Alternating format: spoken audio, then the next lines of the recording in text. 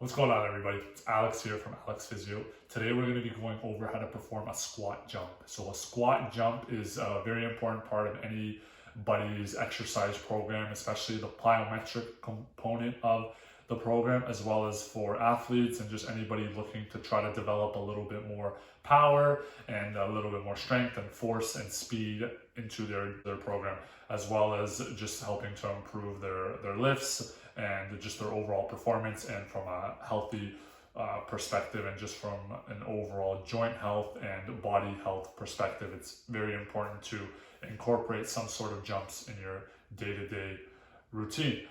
So a jump is a very simple movement pattern, but it's very complex to perform properly. There's a lot of different joints activating. It's a full body movement, and knowing how to perform it properly, I think, is imperative to everybody, but especially for athletes looking at injury prevention and ways to perform exercises without getting hurt, both in practice, in their individual workouts, and also in games. Incorporating plyometrics as part of your exercise program is also very important for athletes looking to try to improve their vertical jump, and knowing some of these little techniques and cues will allow to aid in that. So we'll show you how to perform a squat jump, and then let me know what you think in the comment section below. So setup for the squat jump is similar to a setup for a deadlift. So you're going to start with your body forward and your bum back, but now here you're going to bring your arms back as well. So this is the loading phase. So you're basically trying to think about your muscles like an elastic band. So as you're pushing your bum back, torso forward, you're loading up the tissues and you're putting them on more stretch so that they have the ability to be able to generate more force, which will in turn allow you to jump higher. The also key with plyometrics is you want to get more speed. So the quicker you can get from this position to the jump, the higher you're going to be able to jump.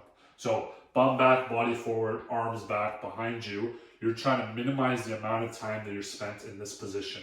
This is called the amoritization phase. So it's basically the phase where you're going to go from your stop position here to the jump. And you want to try to limit the amount of time that you're spent in this position, because you want it to be just like a spring where you get from point A to point B as quick as possible.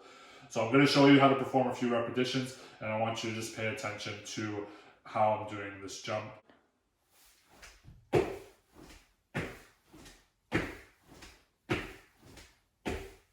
So the key with the jumping and the landing is you want to try to make sure you're landing in the same spot. You're trying to make sure you plant the land, and when you land, you're landing in the same position as where you jumped off from. So you're going to land with your bum back, body forward, and you're ready to go do the other one.